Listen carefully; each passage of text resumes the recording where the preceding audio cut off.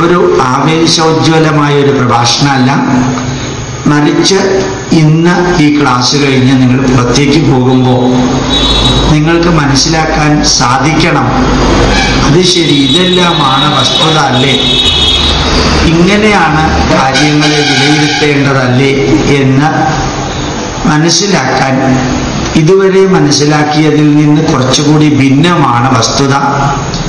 അതിനകത്ത് ബുദ്ധിക്ക് നിരക്കുന്നതാണ് ഉള്ളത്, യുക്തിക്ക് നിരക്കുന്നതാണ് ഉള്ളത്, ശാസ്ത്രത്തിന്, സയൻസിന് നിരക്കുന്നതാണ് ഉള്ളത് എന്നൊന്ന് മനസ്സിലാക്കാൻ സാധിക്കണം.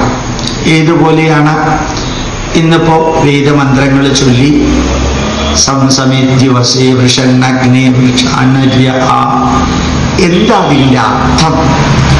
നമ്മൾ എല്ലാ ശനിയാഴ്ചയും വൈകുന്നേരം ചൊല്ലുന്നുണ്ടല്ലോ, അതിൻ്റെ അർത്ഥം എന്താണ്? ആ അർത്ഥം മനസ്സിലാക്കി സന്ദേശം എങ്ങനെ എടുക്കണം? അപ്പൊ നമ്മൾ അഗാധമായിട്ട് പഠിക്കുക, അതൊരു പോയിന്റ്. ഏതിനെ കുറിച്ചും.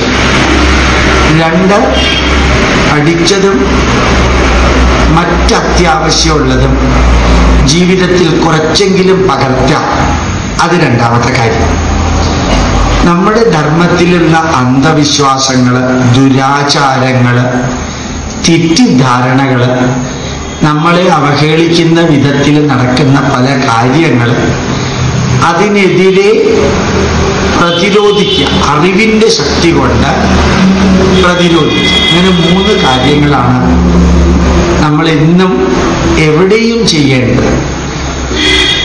ശ്രീനാരായണ ഗുരുദേവന്റെ ദൈവദശകമാണ് പഠിക്കുന്നതെങ്കിൽ അത് അഗാധമായി പഠിക്കുക. ഒരൊറ്റ ശ്ലോകം, ഒറ്റ ഇതേ പഠിക്കുന്നുള്ളൂ എങ്കിലും അത് അഗാധമായിട്ട് ദൈവമേ കാത്തുകൊള്ളുക അങ്ങ് മുതൽക്ക് ജയിക്കുക മഹാദേവ വരെ ചിന്തിച്ച് സയന്റിഫിക്, റാഷണൽ, ലോജിക്കലായിട്ട് പഠിച്ച് ആരെല്ലാം പറയുന്നു ഒന്നൊന്നായി എണ്ണി എണ്ണി തൊട്ടെണ്ണും പൊരുളൊടുങ്ങിയാൽ നിന്നിടും ദൃക്കുപോലുള്ള നിന്നില സ്പന്ദമാകണം. ജീവിതത്തിലെ എല്ലാ പ്രാർത്ഥനയും ഒരുമിച്ച് ചേർത്താൽ ഈ ഒരൊറ്റ പ്രാർത്ഥന മതി. ഈ ഒരൊറ്റ പ്രാർത്ഥന അവസാനം, ജീവിതാവസാനം വരെ ചൊല്ലേണ്ടത്. ഇതിൽ തന്നെ ജീവിച്ചിരിക്കുമ്പോൾ പ്രാക്ടിക്കലാക്കാനുള്ളത് ആഴിയും തിരയും കാറ്റും ആഴവും പോലെ ഞങ്ങളും മായയും നിൻ മഹിമയും നീയും എന്നുള്ളിലാവണം. അതിൻ്റെ അർത്ഥം ഒന്ന് എടുത്തു നോക്കൂ. ഒന്ന് പദച്ഛേദം ചെയ്ത് വിശകലനം ചെയ്ത് വരുമ്പോൾ നിങ്ങൾ ക്രിസ്ത്യാനിയാവട്ടെ, മുസൽമാനാവട്ടെ, ഹിന്ദു ആവട്ടെ, നായരോ ഈഴവനോ പുലയനോ പൂണൂലുള്ള വ്യക്തിയോ, അതിൻ്റെ അഗാധ തലത്തിൽ പോകുമ്പോൾ ഇന്നലെ വരെ ചൊല്ലിയതൊന്നും അല്ല അതിൽ നിന്ന് നമുക്ക് ലഭിക്കുന്നത്. വളരെ ഗഹനമായിട്ടുണ്ട്. ഈ ഒരു ആറ്റിറ്റ്യൂഡ് നമ്മളിൽ വളരണം. രാവിലെ 5-നും 5:30-ക്കും ഇടയ്ക്ക് ഉണരണം, കിടക്കയിലിരുന്ന് പ്രാർത്ഥിക്കണം എന്ന് പറയുന്നതിൻ്റെ സയൻസ് എന്താണ്? അല്ലെങ്കിൽ ബ്രഹ്മചൈതന്യം എന്ന് പറയുന്നതിൻ്റെ സയൻസ് എന്താണ്? ക്ഷേത്രത്തിൻ്റെ മുമ്പിൽ അകത്ത് വരുമ്പോൾ deep blue, deep green, deep red, ഈ കളർ ഉപയോഗിക്കരുത് എന്ന് പറയുന്നതിൻ്റെ സയൻസ് എന്താണ്? ഇതിങ്ങനെ അറിഞ്ഞ് നമ്മൾ പോകുമ്പോൾ നമുക്ക് അഭിപ്രായ വ്യത്യാസങ്ങൾ ഉണ്ടാവില്ല, കോൺട്രഡിക്ഷൻസും കോൺഫ്ലിക്റ്റും ഉണ്ടാവില്ല. എല്ലാം ഒരു വലിയ സത്യത്തിലേക്കുള്ള പ്രയാണമാണെന്നറിയും. അപ്പൊ നമ്മൾ അറിയാതെ നിന്നെയും ഞാൻ അംഗീകരിക്കുന്നു, നീ പറഞ്ഞതിലും ശരിയുണ്ട്, അവൻ പറഞ്ഞതിലും ശരിയുണ്ട്, ഓരോ വീക്ഷണത്തിലും ശരികൾ പ്ലൂരൽ അതുണ്ടെന്ന് മനസ്സിലാകുമ്പോൾ ആദ്യത്തെ റോളായി മനസ്സിലാക്കുക എന്നുള്ള റോളായി. രണ്ടാമത്തെ റോള് ജീവിതത്തിൽ പകർത്താം. മൂന്നാമത്തെ റോള് പ്രതിരോധിക്കുക. ഇത് നമുക്ക് സാധിക്കണം. അതിനുള്ള ഒരു ചെറിയ സന്ദേശമാണ് ഇന്ന് തരുന്നത്. അതിൻ്റെ വിഷയം ഭഗവത്ഗീത. നിങ്ങൾ ഭഗവത്ഗീതയെക്കുറിച്ച് ധാരാളം പേര് കേട്ടിട്ടുണ്ട്. ഭഗവത്ഗീതയെക്കുറിച്ച് എപ്പോഴും കേൾക്കുന്ന മാതിരി ചിന്തിക്കാതിരിക്കുക, വേറെ രീതിയിൽ ചിന്തിക്കുക. എന്ന ഭഗവത്ഗീത എഴുതിയത് ഏതാണ്ട് BC 3140. എന്തിനാ ഭഗവത്ഗീത ഉപദേശിച്ചത്? തളർന്നു വീണ അർജുനനെ വളർന്നു നിൽക്കുന്ന അർജുനനാക്കി മാറ്റാൻ. ആ അർജുനൻ തളർന്നു വീണത് ശരിയായോ? ഒരു വില്ലാളി വീരനും വീരശൂര പരാക്രമിയുമായ അർജുനൻ തളർന്നത് ശരിയായില്ല. അർജുനൻ തളർന്നില്ലായിരുന്നെങ്കിൽ ഭഗവത്ഗീത നമുക്ക് ലഭിക്കുമായിരുന്നോ? ഭഗവത്ഗീത നമുക്ക് ലഭിക്കില്ല. ഹാർവാർഡ് യൂണിവേഴ്സിറ്റിയിൽ ഇന്ന് പഠിപ്പിക്കുന്ന വിഷയമാണ് ഭഗവത്ഗീത. MBA സിലബസിന്റെ ഭാഗമാണ് ധർമ്മ ബേസ്ഡ് മാനേജ്മെന്റ്. അപ്പോ അങ്ങനെ ഒരു നെഗറ്റീവിനെ പോസിറ്റീവാക്കിയ ഗ്രന്ഥാണ് ഭഗവത്ഗീത. എന്താ നെഗറ്റീവ്? അവനവന്റെ കർമ്മം കുരുക്ഷേത്ര ഭൂമിയില് നടത്താനായിട്ട് പോകുന്ന വേളയില് മനസ്സിലുദിച്ച ചില സംശയങ്ങൾ കാരണം ആ കർമ്മം ചെയ്യാൻ താൻ അശക്തനാണെന്ന് തോന്നി മനസ്സ് തളർന്നു, ശരീരം തളർന്നപ്പോൾ അത് യഥാർത്ഥത്തിൽ ഒരു വ്യക്തിക്ക് ഭൂഷണമല്ല എങ്കിലും ഒരു സന്ദേശം കറക്റ്റായിട്ട് കൊടുത്തപ്പോ ആ വ്യക്തിയുടെ തളർച്ച വളർച്ചയായി മാറി, നെഗറ്റീവ് പോസിറ്റീവായി മാറി. ഞാൻ ഭാരതീയ പൈതൃകത്തെക്കുറിച്ച് എല്ലാവരോടും പറയാറുണ്ട്. ഈ ശകുനി കള്ളച്ചൂത് കളിച്ചില്ലായിരുന്നെങ്കിൽ മഹാഭാരതം എന്ന ഗ്രന്ഥം ഇല്ല. ശമീക മഹർഷിയുടെ കഴുത്തില് പരീക്ഷിത്ത് മഹാരാജാവ് ചത്ത പാമ്പിനെ ഇട്ടില്ലായിരുന്നെങ്കിൽ ഭാഗവതം എന്നൊരു ഗ്രന്ഥം ഇല്ല. 11ാമത്തെ വയസ്സിൽ താൻ രാജ്യഭാരം ഏറ്റെടുക്കില്ലെന്ന് പറഞ്ഞ് ശ്രീരാമൻ ഞാൻ കാട്ടിലേക്ക് പോവാണെന്ന് അച്ഛനോട് പറഞ്ഞ് ഞാൻ ഒരു തരത്തിലും രാജ്യഭാരം ഏറ്റെടുക്കില്ലെന്ന് ശ്രീരാമൻ പറഞ്ഞില്ലായിരുന്നെങ്കിൽ 32,000 ശ്ലോകങ്ങളുള്ള യോഗവാസിഷ്ടമില്ല. അപ്പോ 2 പക്ഷികളിൽ ഒരു പക്ഷിയെ ഒരു വേടൻ അമ്പെയ്ത് താഴ്ത്ത് അത് വീണ് പെടഞ്ഞ് ചത്തില്ലായിരുന്നെങ്കിൽ ഈ വാൽമീകി മഹർഷി രാമായണമേ എഴുതില്ല. അതിൽ നിന്ന് നമ്മൾ ഭാരതീയ ലോകത്തിന് കൊടുത്തൊരു വലിയ സന്ദേശമുണ്ട്. Every negative has to come to us in such a way that we can convert that negative into positive. നെഗറ്റീവുകൾ ഉണ്ടെങ്കിലേ പോസിറ്റീവുകൾ ആവുള്ളൂ. നെഗറ്റീവുകൾ ഇല്ലെങ്കിൽ എന്താ സംഭവിക്കുക? ഒരു നെഗറ്റീവും ഇല്ലെന്ന് വിചാരിക്കുക. അപ്പൊ ആൽബർട്ട് ഐൻസ്റ്റീൻ പറഞ്ഞ മാതിരി സംഭവിക്കും. എന്താ ആൽബർട്ട് ഐൻസ്റ്റീൻ പറഞ്ഞത്? Doing the same thing in the same way by the same people and expecting different result, nothing but insanity. എന്താ അർത്ഥം? ഒരേ കാര്യം ഒരേപോലെ കുറെ ആൾക്കാർ ചെയ്ത് വ്യത്യസ്ത റിസൾട്ട് പ്രതീക്ഷിക്കുന്നത് ശുദ്ധ ഭ്രാന്താണ്. ഇൻസാനിറ്റി, മതിഭ്രംശം. അപ്പൊ we are repeating the same thing without any change and same way, almost same number of people, and we think that we will be getting elevated every day. It will never happen. വ്യത്യസ്ത രീതിയിൽ നമ്മൾ കുറേ ഭാഗവതം കേട്ടു എന്ന് വിചാരിക്കുക. എന്നിട്ട് കേട്ടവരോട് ചോദിക്കുക, ഇത്രയും കാലം ഭാഗവതം കേട്ടിട്ട് എന്ത് വ്യത്യാസം ഉണ്ടായി? ഒരു വ്യത്യാസം ഉണ്ടായി. പിന്നെ എന്തിനാ കേട്ടത്? ഞാനങ്ങനെ കേട്ടു, അത്രേ ഉള്ളൂ. ഇത്രയും കാലം വിഭ്രതോർഭിക്കുടാരം മൃഗമഭയവരൗ സുപ്രസന്നോ മഹേശ സർവാലങ്കാരദീപ്ത സരസിത നിലയോ വ്യാഘ്രചർമാത്തവാസ. ഈ മന്ത്രം ഇത്രയും കാലം ചൊല്ലിയിട്ട് എന്ത് വ്യത്യാസം ഉണ്ടായി? ഇല്ല, മന്ത്രം ചൊല്ലണമെന്ന് പറഞ്ഞു, അത് ചെയ്തു. അപ്പൊ വ്യത്യാസം ഉണ്ടായില്ല, എലിവേഷൻ ഉണ്ടായില്ല, അതായത് ഗ്രോത്ത് ഉണ്ടായില്ല, ഡെവലപ്മെന്റ് ഉണ്ടായില്ല, പ്രോഗ്രസ് ഉണ്ടായിട്ടില്ല. അതൊന്നും ഉണ്ടായിട്ടില്ലെങ്കിൽ then why we are doing it? Why not stop it? എന്തുകൊണ്ട് നമ്മൾ ചെയ്യുന്നു? എന്തിന് ചെയ്യുന്നു? അതുകൊണ്ട് ഇന്നും എൻ്റെ മുമ്പിലുള്ള എൻ്റെ കുടുംബാംഗങ്ങളോട് എനിക്ക് പറയാനുള്ളത്, ഇന്നലത്തേതിൽ നിന്ന് ഇന്നത്തേക്ക് വളരണം, ഇന്നത്തേതിൽ നിന്ന് നാളത്തേക്ക് വളരണം, ഉയരണം, ഉണരണം, തളരരുത്, വരളരുത്, തകരരുത്. അതിനു വേണ്ടിയിട്ട് ഒരു വ്യത്യസ്ത വീക്ഷണത്തോടുകൂടി നമ്മൾ ഭഗവത്ഗീതയെ വിശകലനം ചെയ്യണം. ഭഗവത്ഗീത ആരാ പറഞ്ഞു കൊടുത്തത്? ഭഗവാൻ ശ്രീകൃഷ്ണൻ. ആർക്കാ പറഞ്ഞു കൊടുത്തത്? അർജുനന്. ഏത് അവസരത്തിലാ പറഞ്ഞു കൊടുത്തത്? യുദ്ധക്ഷേത്രത്തിൽ വെച്ച്. ഇത് നേരത്തെ പറഞ്ഞു കൊടുത്തുകൂടായിരുന്നോ? ചിലതെല്ലാം ഉപദേശിക്കാൻ ചില സമയമുണ്ടാകും. വളരെ ക്രൈസിസിൽ നിൽക്കുമ്പോഴേ ചിലത് ഏൽക്കുള്ളൂ. വെറുതെ ഇരിക്കുമ്പോൾ അത് ഏൽക്കില്ല. അപ്പൊ why, what, when, where, who, whom, how 7 ചോദ്യം ഉണ്ടാകും. Why, what, when, where, who, whom, how 7 ചോദ്യങ്ങൾ. എല്ലാത്തിനോടും നിങ്ങൾ ചോദിക്കാൻ സമയം കിട്ടുമ്പോൾ എപ്പോഴും ചോദിച്ചുകൊണ്ടൊന്നും ഇരിക്കേണ്ട.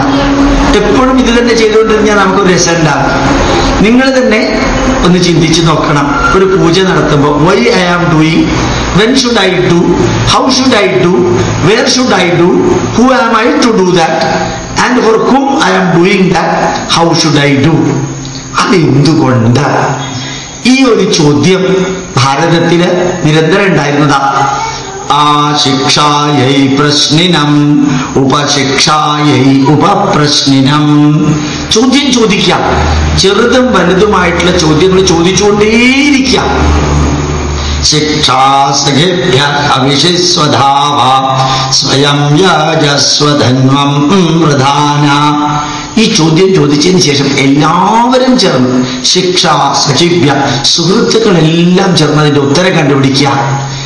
എല്ലാവരും ചേർന്ന് ഉത്തരം കണ്ടുപിടിക്കുക. കോൺട്രഡിക്ടറി, കോൺഫ്ലിക്റ്റിംഗ്, കൺഫ്യൂസിങ് ആയിട്ടുള്ള ഉത്തരമല്ല, കോംപ്ലിമെന്ററി, കോഎക്സിസ്റ്റിംഗ്, കോഓപ്പറേറ്റിംഗ് ആയിട്ടുള്ള ഉത്തരം കണ്ടുപിടിക്കാൻ നമ്മുടെ മുമ്പിൽ അത് ദൈവദേശമാണെങ്കിലും വിരോധമില്ല, രാമായണാണെങ്കിലും വിരോധമില്ല, ഭഗവത്ഗീതയാണെങ്കിലും വിരോധമില്ല. അങ്ങനെ ചിന്തിക്കുമ്പോഴാണ് doing the same thing in the same way by the same people, അതിൽ നിന്ന് വ്യത്യാസം ഉണ്ടാവാം. അപ്പൊ ഭഗവത്ഗീത കുരുക്ഷേത്ര ഭൂമിയിൽ വെച്ച് പറഞ്ഞു കൊടുത്തു. അതിൽ ആദ്യത്തെ വരിയുടെ പ്രത്യേകത എന്താ നിങ്ങൾ ശ്രദ്ധിച്ചിട്ടുണ്ടോ? ധർമ്മക്ഷേത്രേ കുരുക്ഷേത്രേ. ചിലർ ഭഗവത്ഗീത വായിക്കുന്ന ഞാൻ കേട്ടിട്ടുണ്ട്, കണ്ടിട്ടുണ്ട്. എനിക്ക് വിഷമം തോന്നാറുണ്ട്. ഭഗവത്ഗീത വായിക്കണമെന്ന് ശ്രീകൃഷ്ണൻ പറഞ്ഞിട്ടില്ല നമ്മൾ ആരോടും. ഭഗവാൻ വേദവ്യാസനും പറഞ്ഞിട്ടില്ല. വളരെ തളർന്ന് മാമക പാണ്ഡവാശ്ചൈവ കിമകുർവത സഞ്ജയ ദൃഷ്ട്വാതു പാണ്ഡവാനീകം. അങ്ങനെയല്ല ഭഗവത്ഗീത പറയുന്നത്. അങ്ങനെയല്ലേ നമ്മളിപ്പോ ഒരു പോലീസുകാരൻ ഒരാളെ വിരട്ടുകയാണെങ്കിൽ കുമാരനാശാൻ വീണ പൂവ് പാടിയ മാതിരി വിരട്ടിയാൽ എങ്ങനെയിരിക്കും? ഓരോന്നിനൊരു ടോണില്ലേ? ചെറിയ കുട്ടിയോട് അമ്മ സംസാരിക്കുന്ന മാതിരിയാണോ മുതിർന്നവരോട് സംസാരിക്കുന്നത്? അതേപോലെയാണോ ഒരമ്മ അവരുടെ ഭർത്താവിനോട്, അച്ഛനോട്, അമ്മയോട്, സഹോദരനോട്, സഹോദരിയോട്, അയൽക്കാരോട്, ഓഫീസിലെ സബോർഡിനേറ്റ് സ്റ്റാഫിനോട്, അതേപോലെ തന്നെ സൂപ്പർവൈസറി സ്റ്റാഫിനോട് ഒരു സ്ത്രീ സംസാരിക്കുന്നതിൽ വ്യത്യാസമില്ലേ? അപ്പൊ ഭഗവത്ഗീതയുടെ ടോൺ നിർദ്ദേശമാണ്. It is instruction, it is guidance, it is showing the pathway with the motivation, evaluation, justification. അപ്പൊ ഭഗവത്ഗീത ഒരു ഭക്തിയുടെ മാത്രം പരിവേഷത്തിൽ കണ്ടാൽ ശ്രീകൃഷ്ണനെ കൈതൊഴുത് ഇങ്ങനെ ഇരുന്നിരുന്ന അവസാനം നമ്മുടെ ഒരു ധാരണയുണ്ടാവും, നമ്മുടെ പാപമൊക്കെ ശ്രീകൃഷ്ണനെ ഏറ്റെടുത്തോളും. അത് വലിയൊരു അബദ്ധം. അങ്ങനെ എല്ലാ പാപവും ശ്രീകൃഷ്ണൻ ഏറ്റെടുക്കാൻ സാധിക്കുമായിരുന്നെങ്കിൽ ഈ അർജുനനെ കൊണ്ട് യുദ്ധം ചെയ്യിപ്പിക്കേണ്ട വല്ല കാര്യമുണ്ടോ? കയ്യിൽ ശ്രീകൃഷ്ണന്റെ കയ്യിൽ ചക്രമില്ലേ? ആ ചക്രം കൊണ്ട് ദുര്യോധനനെ മാത്രം കൊന്നിരുന്നു എങ്കിൽ ഈ കുരുക്ഷേത്ര ഭൂമിയിൽ യുദ്ധമേ നടക്കില്ലായിരുന്നല്ലോ. അപ്പൊ എന്താണ് അങ്ങനെ സംഭവിച്ചത്? അങ്ങനെയുള്ള എത്ര ചോദ്യങ്ങളുണ്ട്. അപ്പൊ വേറെ നമ്മുടെ കൂട്ടത്തിൽ ചോദ്യമുണ്ട്. അപ്പൊ എന്തുകൊണ്ട് കൃഷ്ണൻ ചെയ്തില്ല? ഞാനും നിങ്ങളും ചെയ്യേണ്ട കർമ്മങ്ങള് നമ്മൾ ചെയ്തേ മതിയാവും. താൻ നിരന്തരം ചെയ്യുന്ന കർമ്മങ്ങൾ, താൻ നിരന്തരം ചെയ്യേണ്ട കർമ്മങ്ങൾ, താൻ നിരന്തരം ചെയ്യാത്ത കർമ്മങ്ങൾ താൻ അനുഭവിച്ചിടുകയെന്നേ. വ്യത്യാസമില്ലേ ഞാൻ പറഞ്ഞതിന്? താൻ നിരന്തരം ചെയ്യുന്ന കർമ്മങ്ങള്, ചെയ്യേണ്ട കർമ്മങ്ങള്, ചെയ്യാത്ത കർമ്മങ്ങള് താൻ അനുഭവിച്ചിടുകയെന്നേ. ഒരൊറ്റ വരിയിൽ എത്രയൊക്കെ ചേർത്തു നമ്മൾ. ഒരു അക്ഷരത്തിന്റെ മാറ്റാണ് ഇതെല്ലാം. അപ്പൊ ഇങ്ങനെയുള്ള നമ്മളുടെ മക്കളെ നമ്മൾ നോക്കിയില്ലെങ്കിൽ സ്കൂളിലെ ടീച്ചേഴ്സ് അവരെ ശരിയാക്കിക്കൊള്ളുന്ന ധരിക്കുന്ന മാതിരിയാണ്. കാരണം ഞാൻ 1500 രൂപ ഫീസുള്ള സ്കൂളിലാണ് ഇരിക്കുന്നത്. അപ്പൊ കുട്ടിയുടെ എല്ലാ കാര്യവും സ്കൂളിലെ അധികൃതരെ നോക്കിക്കോളും എന്ന് ധരിച്ചാൽ എങ്ങനെ ഇരിക്കും? അപ്പൊ വേറൊരു ചോദ്യം തിരിച്ചുണ്ട്. തിങ്കളാഴ്ച മുതൽ വെള്ളിയാഴ്ച വരെ 7 മണിക്കൂറാണ് സ്കൂളിലെ ടീച്ചർ കുട്ടിയുടെ കൂട്ടത്തിലുള്ളത്.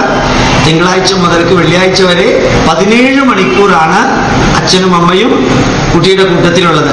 ജന്മം നൽകി ആ കുട്ടിയെ വളർത്താൻ അച്ഛനും അമ്മയ്ക്കും ജന്മം നൽകാൻ സാധിക്കുമെങ്കിൽ ശരീരത്തിന്റെ വളർച്ച മാത്രം നോക്കിയാൽ പോരാ, അച്ഛനും അമ്മയുടെ ഉത്തരവാദിത്വമാണ് കുട്ടിയുടെ മാനസിക വളർച്ചയും നോക്കേണ്ടത്. അപ്പൊ ഉത്തരം മാറിയോ?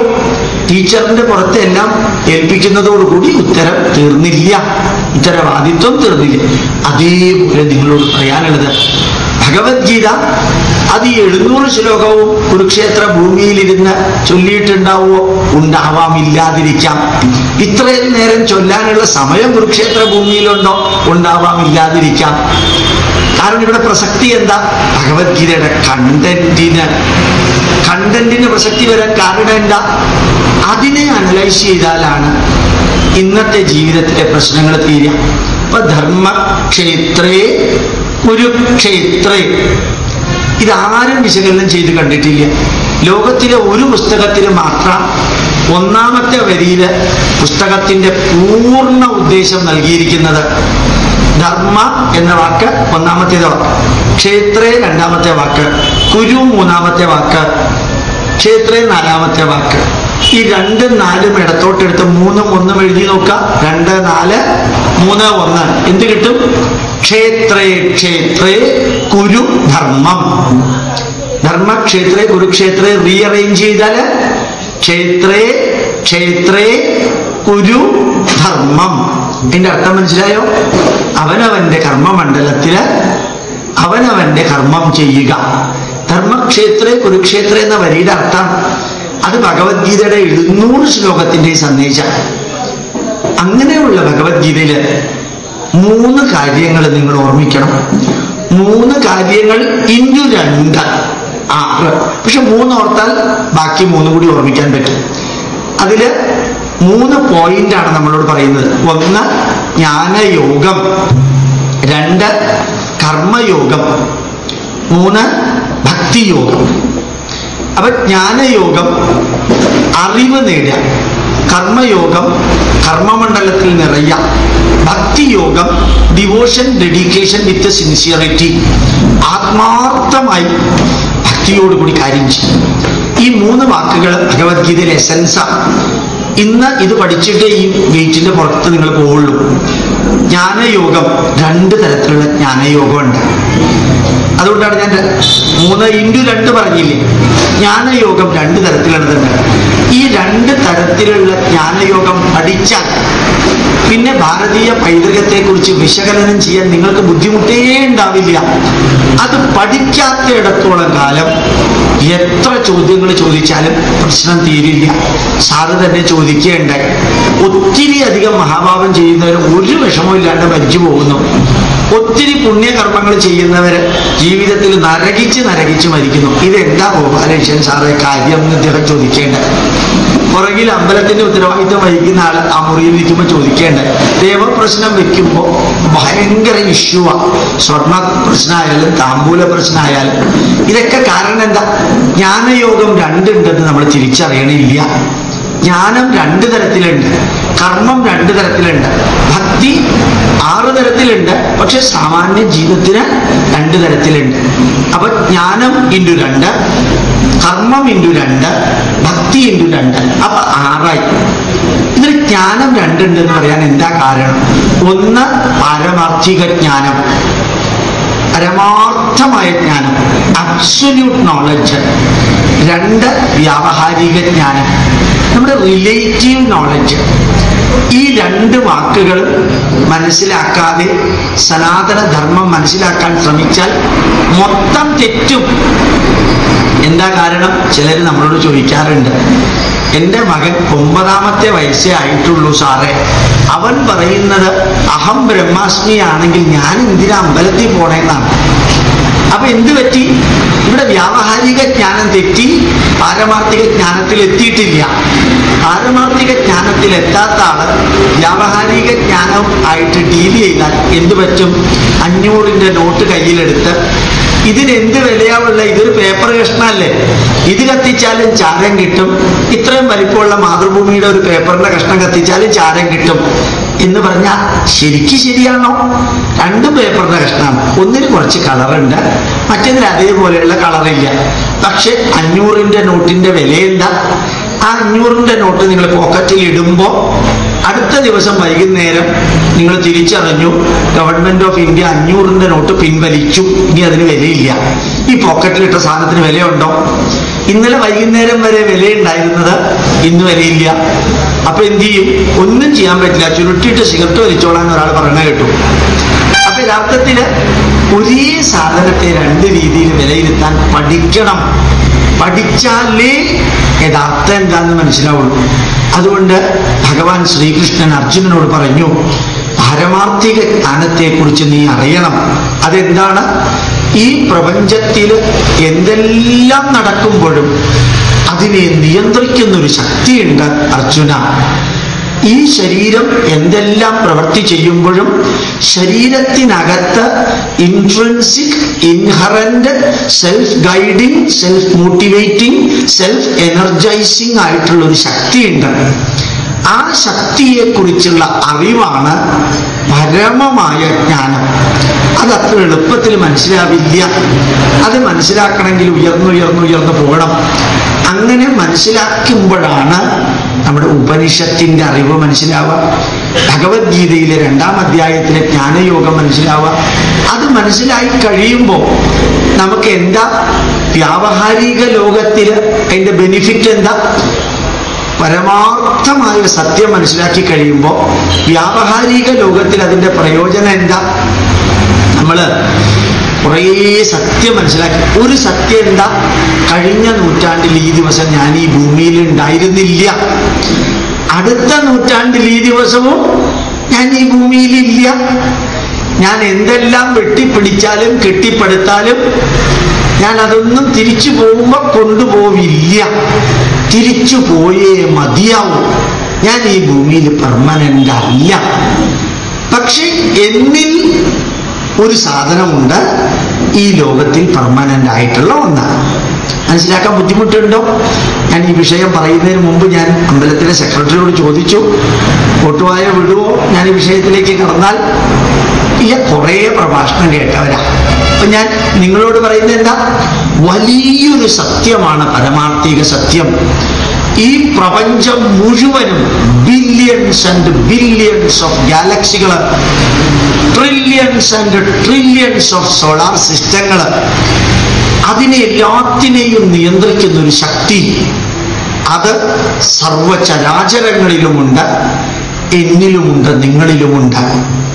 വളരെ വലിയ ഒരു ശക്തിയെക്കുറിച്ച് ചിന്തിക്കുമ്പോൾ നമ്മളുടെ വീട്ടിൽ 2 രൂപയ്ക്ക് ഇന്ന് അരി കൊടുക്കുന്നുണ്ടെന്ന് പറഞ്ഞാൽ നിങ്ങൾ എന്ത് പറയും? അവിടെ നിൽക്കുള്ളൂ, 2 രൂപയുടെ അരിയെക്കുറിച്ച് ഇപ്പൊ പറയണ്ട. നമ്മൾ വേറെ വലിയൊരു കാര്യം സംസാരിച്ചുകൊണ്ടിരിക്കുക. നമ്മൾ സംസാരിക്കുന്നത് ഈ പ്രപഞ്ചത്തെ മുഴുവനും നിയന്ത്രിക്കുന്ന ഒരു ശക്തിയെക്കുറിച്ച് സംസാരിക്കുമ്പോൾ തന്റെ 2 രൂപയുടെ അരിയെക്കുറിച്ച് താൻ ഇപ്പൊ പറഞ്ഞുകൊണ്ട് വരണ്ട. വളരെ ഗംഭീരമായിട്ട് നല്ല രീതിയിൽ അണ്ണാ ഹസാരയുടെ ഈ ഉപവാസത്തെ കുറിച്ചൊക്കെ സംസാരിച്ചുകൊണ്ടിരിക്കുമ്പോൾ, വളരെ ഡീറ്റെയിൽ ആയിട്ട് സംസാരിച്ചുകൊണ്ടിരിക്കുമ്പോൾ ഒരു സ്ത്രീ വന്ന് പറഞ്ഞു എന്ന് വിചാരിക്കാം, എൻ്റെ മകന് മാത്തമാറ്റിക്സിൽ 72 മാർക്കേ ഉള്ളൂ. അപ്പൊ എന്ത് നിങ്ങൾ പറയും? അത് നമുക്ക് പിന്നീട് സംസാരിക്കാം, അതിപ്പോ സംസാരിക്കേണ്ട വിഷയമല്ല. Because we are dealing with a bigger issue. അപ്പൊ പാരമാർത്ഥിക സത്യത്തെക്കുറിച്ച്, പരമമായ ഈശ്വര ചൈതന്യത്തെക്കുറിച്ച്, ഈ പ്രപഞ്ചത്തിലെ നിലനിൽപ്പിന്റെ അബ്സല്യൂട്ടായിട്ടുള്ള വസ്തുതകളെ കുറിച്ച് പഠിക്കുമ്പോൾ മനസ്സിന് ഒരു കാര്യം തെളിയും. എന്ത്? ഈ വ്യാവഹാരിക ലോകത്തിലെ പല പ്രശ്നങ്ങളും അത്ര വലുതൊന്നും അല്ല, അത്ര വലുതൊന്നും അല്ല. ഇപ്പൊ നമ്മൾ എന്താ പറയുക? ഞാൻ ഒരു സ്ത്രീ എന്നെ വിളിച്ചിട്ട് ചോദിച്ചിരുന്നു, സർ എൻ്റെ മകന് 32 വയസ്സാണ്, എനിക്ക് ഭയങ്കര ടെൻഷനാണ്, എൻ്റെ മകന്റെ കല്യാണം നടന്നിട്ടില്ല സർ. അത് ഭയങ്കര ഫെറോഷ്യസ് ആയിട്ടുള്ള വാക്കുകളാണ്, എന്തെങ്കിലും തളയ്ക്കുന്ന വാക്കുകളാണ്. ഞാൻ പറഞ്ഞു, അമ്മയ്ക്ക് നടക്കാൻ പറ്റുമോ? നടക്കാൻ പറ്റും. എൻ്റെ വീട്ടിലേക്ക് ഒന്ന് വരാൻ പറ്റുമോ? വരാൻ പറ്റും. പൈസ ഉണ്ടോ വരാൻ? ഉണ്ട്. എവിടെയാ താമസിക്കുന്ന? പേരൂർക്കടയിൽ. അപ്പൊ ഞാനൊരു കാര്യം ചെയ്യാം, ഒരു 3 രൂപ മുടക്കിയിട്ട് നേരെ തിരുവനന്തപുരം മെഡിക്കൽ കോളേജിലേക്ക് പോവാം. മെഡിക്കൽ കോളേജിലേക്ക് പോവാം. അവിടെ നിന്ന് നേരെ അകത്തേക്ക് കയറിയാൽ ഇടത് സൈഡില് ക്യാൻസർ ആശുപത്രിയുണ്ട്, റീജിയണൽ ക്യാൻസർ സെന്റർ ഉണ്ട്. അതിൻ്റെ അകത്ത് രണ്ടാമത്തെ നിലയിൽ ഒന്ന് കയറുക, 5 രൂപ കൊടുത്താൽ കയറാം.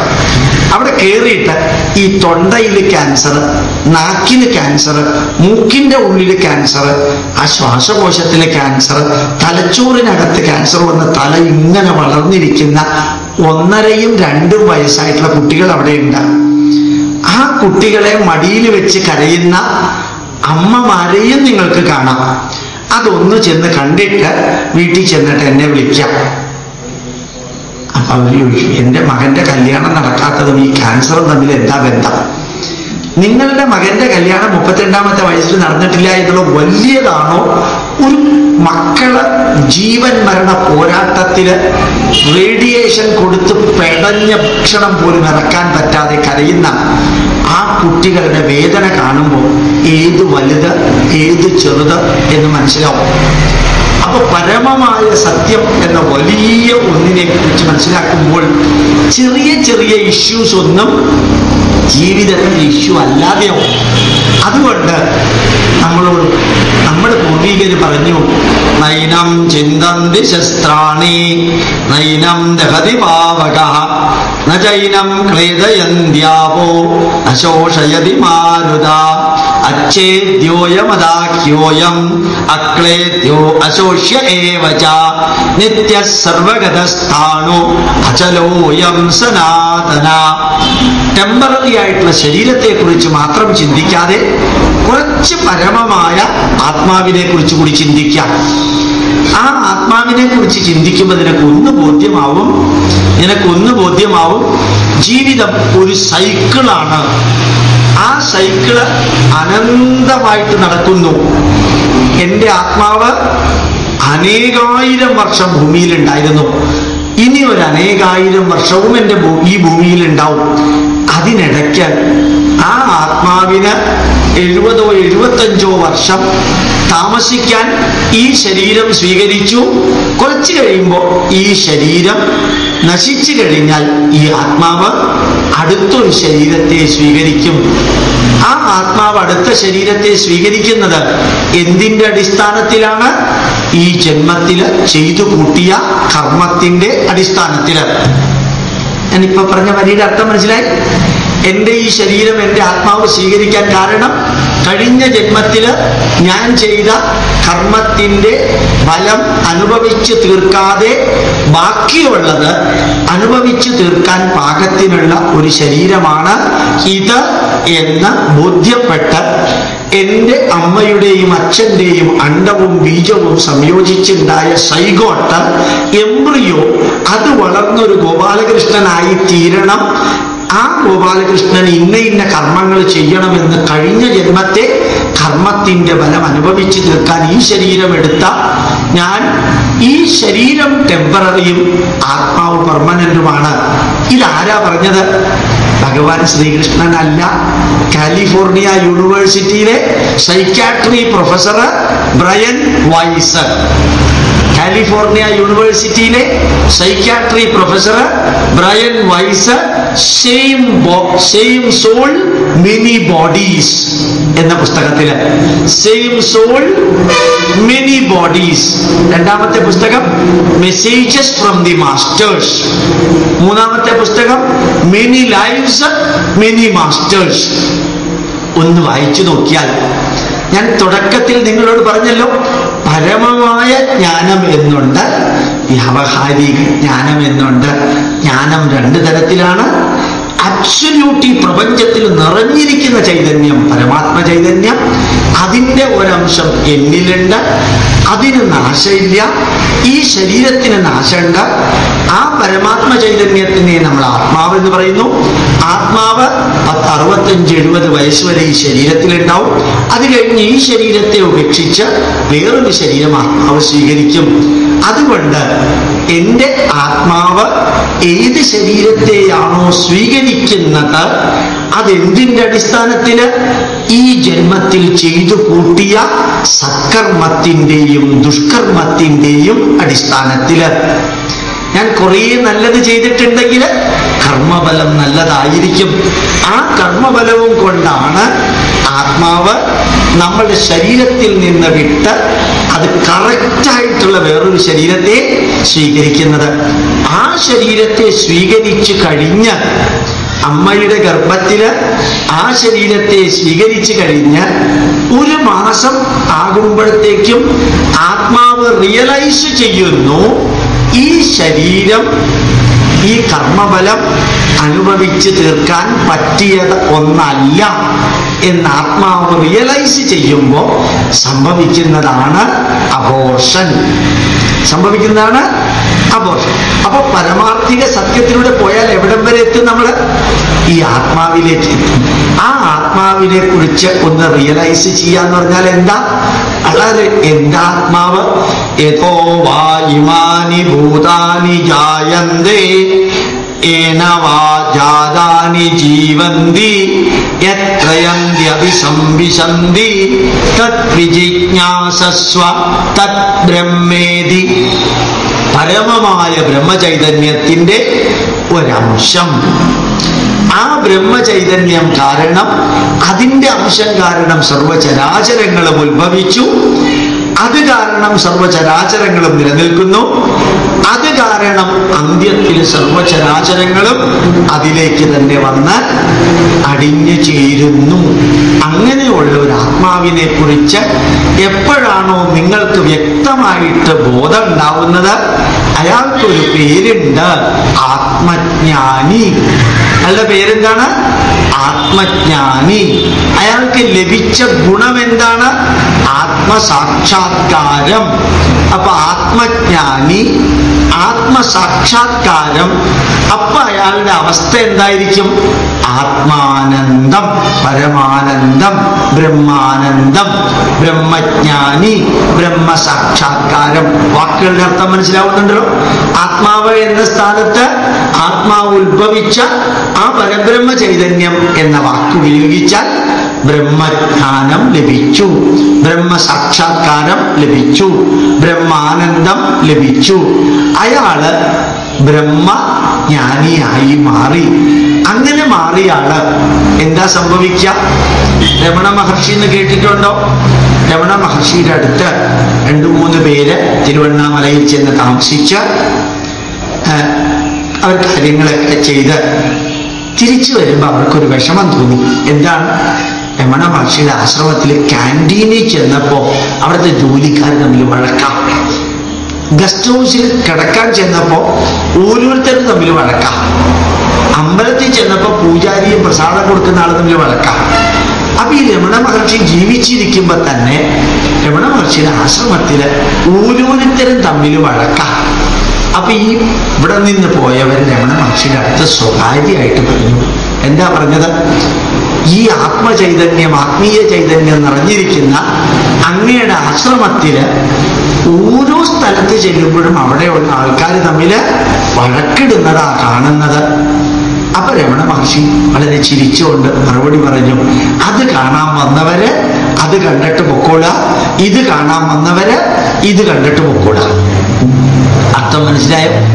ഈ ലോകത്തില് പരമമായ സത്യത്തിലേക്ക് പ്രയാണം ചെയ്ത വ്യക്തികൾക്ക് ചെറിയ ചെറിയ കാര്യങ്ങളൊന്നും വലിയ പ്രശ്നമില്ല. ഒന്നുകൂടി എടുത്തു പറയാം. പാരമാർത്ഥിക ജ്ഞാനം നേടിയ വ്യക്തിക്ക് വ്യാവഹാരിക ജ്ഞാനത്തിൽ ഉണ്ടാകുന്ന പ്രശ്നങ്ങള് ബാധിക്കില്ല. അതുകൊണ്ട് പാരമാർത്ഥിക ജ്ഞാനത്തില് ഏറ്റവും സൂക്ഷ്മമായ പരമാണു മുതൽക്ക് ഏറ്റവും വലിയ പ്രപഞ്ചം വരെ അണോരണീയാൻ മഹതോ മഹീയാൻ ആത്മാ ഗുഹായാം നിഹിതോസ്യ ജന്തോ. പരമാണു മുതൽക്ക് അതിമഹത്തായ പ്രപഞ്ചം വരെ ഉള്ള സർവ്വതും നിലനിൽക്കുന്നത് ഈ പരമാത്മ ചൈതന്യം കൊണ്ടാണെന്നും അത് പെർമനന്റ് ആണെന്നും അത് നമ്മുടെ ശരീരത്തിൽ നിലനിൽക്കുമ്പോൾ ഈ ശരീരം ടെമ്പററി ആണെന്നും അതിന് പലതരത്തിലുള്ള വിജയങ്ങളും പരാജയങ്ങളും സുഖങ്ങളും ദുഃഖങ്ങളും ഉയർച്ചകളും താഴ്ചകളും ലാഭങ്ങളും നഷ്ടങ്ങളും എല്ലാം ഉണ്ടാവുമെന്നും ബോധ്യം വന്നാൽ അപ്പൊ നമുക്ക് എന്താ ഉണ്ടാവുക? നമുക്ക് യാതൊരു വിധത്തിലുള്ള വേദനകളും ഉണ്ടാവില്ല, അഥവാ വേദനകൾ ഉണ്ടായാൽ അതിൻ്റെ ഇന്റൻസിറ്റി കുറവായിരിക്കും. ഇപ്പൊ ഇങ്ങനെ ആലോചിക്കാറുണ്ട്, മലപ്പുറത്തേക്ക് പോകുമ്പോൾ ഈ വേദം പഠിച്ച ചില നമ്പൂതിരിമാരുണ്ട്, ഒറ്റമുണ്ടെടുത്തുകൊണ്ട് നടക്കുന്നവരുണ്ട്. ആ വേദം പഠിച്ച നമ്പൂതിരിമാരുടെ അടുത്ത് എന്ന് ചോദിക്കാം, അങ്ങക്ക് സുഖം തന്നെയല്ലേ തിരുമനസേ എന്ന് ചോദിക്കാം. എന്ത് സുഖം ഗോപാലേശ, ഇതിലൊന്നും വലിയ കാര്യമൊന്നുമില്ല ഗോപാലേശ. അങ്ങെന്താ ഒറ്റമുണ്ടെടുത്തോണ്ട് നടക്കുന്നത്? അതും ഉപേക്ഷിക്കരുതെന്ന് ഭാര്യ പറഞ്ഞുകൊണ്ടാണ് ഞാൻ അത് എടുത്തോണ്ട് നടക്കുന്നത്. അതിൻ്റെ ഒന്നും ആവശ്യമില്ലാന്ന് തോന്നുന്നു. പിന്നെ ഈ ലോകത്തിലല്ലേ ജീവിക്കണേ, അപ്പൊ എന്തെങ്കിലും ഒരു മത വേണമല്ലോ എന്ന് വിചാരിച്ചിട്ട് മാത്രം അങ്ങ് ഭക്ഷണം കഴിച്ചോ. അരിയൊന്നും അടുത്തില്ലാന്ന് തോന്നുന്നു. അത് കാരണം രാവിലെ അവളൊന്നും വെച്ചിട്ടില്ല. രാവിലെ അവള് ഭാര്യ അന്തർജനം ഒന്നും വെച്ചിട്ടില്ല. അപ്പൊ ചായയും കുടിച്ചില്ലേ? അത് പണ്ടേ പതിവില്ല. അതെന്താ കുടിക്കാത്ത? ചായപ്പൊടി വാങ്ങിക്കാൻ പൈസയില്ല, അതുകൊണ്ട് കുടിക്കില്ല. അപ്പൊ കാര്യങ്ങൾ വിലയിരുത്തുന്ന ലെവല് നോക്കൂ. നമ്മൾ കാര്യങ്ങൾ വിലയിരുത്തുന്ന മാതിരിയല്ല. ഞാൻ ഇപ്പോഴത്തെ കാര്യമാണ്, ഒരു ഇമാജിനറി കാര്യമല്ല ഞാൻ പറയുന്നത്. ഈവൻ ടുഡേ അങ്ങനെ ജീവിക്കുന്ന അഗ്നിഹോത്രിമാര്, അക്കിത്തിരിമാരുണ്ട്. പണ്ട് അഗ്നിഹോത്രം ചെയ്തത്, ഇപ്പൊ ചെയ്യുന്നത് 8 ലക്ഷം 5 ലക്ഷം ഒക്കെ മേടിച്ചിട്ടാ ചെയ്യുന്നത്. തെറ്റോ ശരിയോ എന്നല്ല ഞാൻ പറഞ്ഞത്, അങ്ങനെ ചെയ്യുന്നു. പിന്നെ അതിന്റെ ന്യായീകരണം ഉണ്ടാവാം, ഇല്ലാതിരിക്കാം. എന്താ ഇപ്പൊ പറഞ്ഞത്? രാമകൃഷ്ണ പരമഹംസർ ദിവ്യത്വമുണ്ടോ എന്ന് അന്വേഷിക്കാൻ ബ്രിട്ടീഷ് ഗവൺമെന്റ് ഒരു കമ്മിറ്റിയെ നിയോഗിച്ചു. രാമകൃഷ്ണ പരമഹംസരുടെ ദക്ഷിണേശ്വരത്ത് വന്ന് ഈ രാമകൃഷ്ണ പരമഹംസർ ചെയ്യുന്ന കാര്യങ്ങളെല്ലാം പരിശോധിച്ചപ്പോൾ രാമകൃഷ്ണ പരമഹംസർക്ക് ഇതൊന്നും ബാധകമായിരുന്നില്ല. അദ്ദേഹം ഇതൊന്നും ബോധേടേ അല്ല. അതിന് ആര് വന്നാലെന്ത്, വന്നില്ലെങ്കിൽ എന്ത്. രാമകൃഷ്ണ പരമഹംസരോട് ആരോ പറഞ്ഞു, അങ്ങയുടെ ദിവ്യത്വം അന്വേഷിക്കാൻ ഒരു കമ്മിറ്റി വന്നിട്ടുണ്ട്, അവർക്ക് ഭക്ഷണം എന്താ വേണ്ട വെച്ചാൽ പുറത്തോളൂ കേട്ടോ മാത്രമേ രാമകൃഷ്ണ പരമഹംസർ പറഞ്ഞു. Other things will not be affecting them, other things are not affecting them. ഇത് നിങ്ങൾ ആ ലെവലിൽ എത്തണമെന്നല്ല ഭഗവത്ഗീതയിൽ നമ്മളോട് പറയുന്നത്. അങ്ങനെ ഒരു ലെവല് കൂടി ഉണ്ടെന്നറിയണം. അർത്ഥം മനസ്സിലായോ? കൈലാസത്തിലേക്ക് പോകണമെന്നല്ല പറയുന്നത്, കൈലാസത്തിലേക്ക് പോകുന്നവരുണ്ട്. കൈലാസം എന്ന് പറയുന്നത് 22,700 അടി പൊക്കത്തിലിരിക്കുന്നു. -10 ഡിഗ്രി സ്നോ വീഴുന്നു. അവിടെയുള്ള മാനസ സരസ്, അതിനകത്തുള്ള അസാധാരണ അനുഭൂതി. വെളുത്ത വാവിന്റെ അപ്സരസുകൾ, ദേവതകൾ അവിടെ കുളിക്കാൻ വരുന്നു. ആ ദിവസം ആ പ്രദേശത്തുള്ള ടിബറ്റുകാരൊന്നും വാതിൽ തുറക്കില്ല. രാത്രി 7 മണി കഴിഞ്ഞാൽ അവിടുത്തെ അവസ്ഥ ഇങ്ങനെയെല്ലാം ഉണ്ടെന്ന് കേൾക്കുമ്പോൾ നിങ്ങൾ മാനസരസിലേക്ക് പോകണമെന്ന് അർത്ഥമില്ല, കൈലാസത്തിലേക്ക് പോകണമെന്ന് അർത്ഥമില്ല. അങ്ങനെ ഒന്നുണ്ട് എന്നറിയണം. അപ്പൊ പരമമായ ജ്ഞാനം അതാണ്. നാസതോ വിദ്യതേ ഭാവോ ന അഭാവോ വിദ്യതേ സഖ ഉഭയോ രവിദൃഷ്ടോന്ത തനയോ തത്വദർശിഭി. ഭഗവത്ഗീതയിലെ വരിയാണ്. ഇല്ലാത്തതൊന്നും ഉണ്ടാവില്ല, ഉള്ളതൊന്നും ഇല്ലാതെയാവില്ല. ഇത് തിരിച്ചറിയാൻ സാധിക്കുന്നവനെ പറയുന്ന പേരാണ് സയന്റിസ്റ്റ്, തത്വദർശികൾ എന്ന് പറയുന്നത്. ആ പരമമായ സത്യം നൈനം ചിന്തന്തി ശസ്ത്രാണി. കുറച്ചു മുമ്പ് പറഞ്ഞ വരിക. ആയുധം കൊണ്ട് മുറിക്കാൻ സാധ്യമല്ല, അഗ്നി കൊണ്ട് കത്തിച്ചു കളയാൻ സാധ്യമല്ല, വെള്ളത്തിൽ അലിയിപ്പിക്കാൻ സാധ്യമല്ല, വായു കൊണ്ട് ശോഷിപ്പിക്കാൻ സാധ്യമല്ല. അത് സ്ഥിരമായിട്ടുള്ളതാണ്, അത് എല്ലാത്തിലുമുള്ളതാണ്, അത് അചഞ്ചലമാണ്, അത് നശിപ്പിക്കാൻ സാധിക്കാത്തത്. ആ ശക്തി, energy can neither be created nor be destroyed. If one form of energy changes, it will appear in another form. Science പറയുന്നു energy can neither be created nor be destroyed. ഊർജത്തെ നശിപ്പിക്കാൻ സാധ്യമല്ല, ഊർജത്തെ ഉണ്ടാക്കാനും സാധിക്കില്ല. One form of energy changes, ഒന്ന് മാറിയാൽ വേറൊന്നായി വരും. അത് തന്നെയാണ് ജീവാത്മ ചൈതന്യം, പരമാത്മ ചൈതന്യം. അത് ഇങ്ങനെ ജീവജാലങ്ങൾ മാറി മാറി മാറിപ്പോയിക്കൊണ്ടിരിക്കുമെന്ന് വളരെ ഭംഗിയായിട്ട് കാതറിൻ എന്ന പെൺകുട്ടിയെ റിട്രോഗ്രസീവ് ഹിപ്നോട്ടിസം നടത്തി. കാതറിൻ എന്ന പെൺകുട്ടിയെ റിട്രോഗ്രസീവ് ഹിപ്നോട്ടിസം നടത്തി ബ്രയൻ വൈസ് എന്ന ലോക പ്രശസ്തനായ ശാസ്ത്രജ്ഞൻ ഭഗവത്ഗീതയിലെ ജ്ഞാനയോഗത്തിൽ പറഞ്ഞിരിക്കുന്നത് 100% ശരിയാണ് എന്ന് വ്യക്തമാക്കിയിരിക്കുന്നു. അതുകൊണ്ട് ഞാനും നിങ്ങളും ജീവിക്കുന്ന ലോകത്തില് 2 തരത്തിലുള്ള ജ്ഞാനമുണ്ട്. ഒന്ന്, സർവചരാചരങ്ങളിലും നിലനിൽക്കുന്ന; 2, സർവചരാചരങ്ങളെയും നിയന്ത്രിക്കുന്ന; 3, സർവ്വതിനും അടിസ്ഥാനമായ ഒരു ചൈതന്യത്തെ കുറിച്ച് അറിയാൻ സാധിക്കുന്ന പരമമായ ചൈതന്യം. 2, നമ്മളുടെ ജീവിതത്തിലെ ഓരോ കാര്യങ്ങളും ചെയ്യാൻ വേണ്ടി ഒരു ഭാര്യ എങ്ങനെ ജീവിക്കണം, ഭർത്താവ് എങ്ങനെ ജീവിക്കണം, മക്കള് എങ്ങനെ ജീവിക്കണം, പൗരൻ എങ്ങനെ ജീവിക്കണം, രാജാവ് എങ്ങനെ ജീവിക്കണം, ഇതെല്ലാം വിവരിക്കുന്ന അറിവുണ്ട്. അത് വ്യാവഹാരിക ജ്ഞാനം. ഇപ്പൊ വ്യാവഹാരിക ജ്ഞാനത്തിന്റെ കൂട്ടത്തില് പാരമാർത്ഥിക ജ്ഞാനം ഇടയ്ക്ക് കയറി പറഞ്ഞാൽ എന്തു പറ്റും? അഹം ബ്രഹ്മാസ്മിയാണ്, അമ്പലത്തിൽ പോവേണ്ട കാര്യമില്ല. എന്തുപറ്റി? 2 കൂടി ചേർക്കരുത്. അഹം ബ്രഹ്മാസ്മിയാണെന്ന് തിരിച്ചറിയാൻ സാധിക്കുന്ന ലെവലിൽ നിങ്ങൾ എത്തിയെങ്കിൽ അമ്പലത്തിൽ പോവണ്ട. എത്തിയിട്ടില്ല എങ്കിൽ നിങ്ങളിതെല്ലാം ചെയ്തേ മതിയാവും. തൃപ്പൂണിത്തുറയില് ഞാൻ ജനിച്ചു വളർന്ന സ്ഥലത്ത് ഒരാളുണ്ട്. അദ്ദേഹത്തിന് പ്രത്യേക പേരാ. ഇന്നലെ ഞാൻ അദ്ദേഹത്തിന്റെ പേര് ഓർക്കുകയുണ്ടായി. യേശുദാസ് പണ്ട് തൃപ്പൂണിത്തുറ RLVയിൽ പഠിച്ചുകൊണ്ടിരിക്കുമ്പോൾ അവിടെ ഒരു ഹോട്ടല്, മാധവറാവുവിന്റെ ഹോട്ടലുണ്ട്. അവിടെ സാമ്പാർ ഉണ്ടാക്കുന്ന ഒരാളുണ്ട്. അദ്ദേഹത്തിന്റെ പേര് അമ്മാഞ്ചി സ്വാമി എന്നാണ്. അദ്ദേഹം 24 മണിക്കൂർ കഴിഞ്ഞ് 30 മിനിറ്റ് 24.5 മണിക്കൂറും വെള്ളത്തിലാണ്. പൂണൂലൊക്കെയുള്ള പാർട്ടിയാണ്. നമ്മളൊക്കെ 20 മണിക്കൂറേ പലരും വെള്ളം ഒടിക്കുള്ളൂ. ഇത് 24.5 മണിക്കൂറും വെള്ളത്തിലാണ്. അങ്ങനെ കസേരയിലിരുന്ന് സാമ്പാറിന്റെ ഉപ്പ് മതിയോ, അതിൽ വെള്ളം കൂടിയോ, മഞ്ഞപ്പൊടി കൂടിയോ എന്ന് പറയും. അടുത്ത് പോവുകയില്ല, ദൂരെ മാറി നിന്ന് പറയും. ആ ലെവൽ എത്തിയ ആള് ദൂരെ മാറി നിന്ന് സാമ്പാർ പറയുന്ന മാതിരി എന്റെ ഭാര്യ ദൂരെ മാറി നിന്ന് സാമ്പാറിൽ ഉപ്പ് മതിയോ എന്ന് പറഞ്ഞു വെച്ചാൽ എങ്ങനെ ഇരിക്കും? അത് പിന്നെ തിന്നാൻ കൊള്ളില്ല. അതടുത്ത് എന്ന് അതിന്റെ കുറച്ച് കയ്യിലെടുത്ത് നക്കി നോക്കുകയോ അല്ലെങ്കിൽ ഒരു ഗ്ലാസ്സിൽ ഒഴിച്ച് കുടിക്കുകയോ ചെയ്താലേ ഉപ്പ് മതിയോ മതിയായില്ലയോ എന്ന് പറയാൻ പറ്റുള്ളൂ.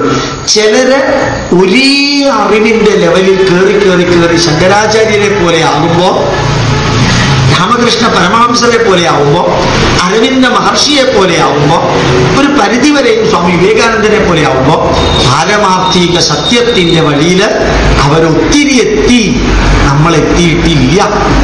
ആ പാരമാർത്ഥിക ജ്ഞാനത്തിന്റെ ലെവലിൽ എത്തുന്നതു വരെ വ്യാവഹാരിക ലോകത്തിലെ ഒന്നും വിടരുത്. അപ്പൊ അമ്പലത്തിൽ പോകണം, ആചാരങ്ങൾ അനുഷ്ഠിക്കണം. എന്തിനാണ്? അത് നമ്മളുടെ വ്യാവഹാരിക ജ്ഞാനത്തില്. അപ്പോ അർജുനൻ എന്ന വില്ലാളി വീരൻ രാഷ്ട്രത്തെ സംരക്ഷിക്കാനായിട്ട് സ്വധർമ്മം അഭിചാപേക്ഷ ന വികമ്പിതുമർഹതി ധർമാദ്യ യുദ്ധാത് ശ്രേയോന്യത് ക്ഷത്രിയസ്യ ന വിദ്യതേ. എന്താ ഇതിന്റെ അർത്ഥം? ക്ഷത്രിയനൊരു ധർമ്മമുണ്ട്, ഇൻകം ടാക്സ് ഓഫീസർക്ക് ഒരു ധർമ്മമുണ്ട്, സെയിൽ ടാക്സ് ഓഫീസർക്ക് ഒരു ധർമ്മമുണ്ട്, അച്ഛന്, അമ്മയ്ക്ക്, മകന്, മകൾക്ക്, ക്ലർക്കിന്, ചാർട്ടേഡ് അക്കൗണ്ടന്റിന്, ജഡ്ജിക്ക്, അഡ്വക്കേറ്റിന്, എല്ലാ വ്യക്തികൾക്കും വ്യാവഹാരിക ലോകത്തില് ഒരു കർമ്മമുണ്ട്, ഒരു റോൾ അഭിനയിക്കാനുണ്ട്. അതിനെക്കുറിച്ചുള്ള അറിവ് ഈ ലോകത്തിന് ആവശ്യമാണ്, നിലനിൽപ്പിന് ആവശ്യമാണ്. അപ്പൊ സകല സബ്ജക്റ്റിനെയും കുറിച്ച് ജീവിതഗന്ധിയായ അറിവ് ഉണ്ടാകുന്നത് വ്യാവഹാരിക ലോകത്തിന് ആവശ്യമാണ്. സകല സബ്ജക്റ്റിനെ കുറിച്ചും ജീവിതഗന്ധിയായ അറിവ് ഉണ്ടാകുന്നത്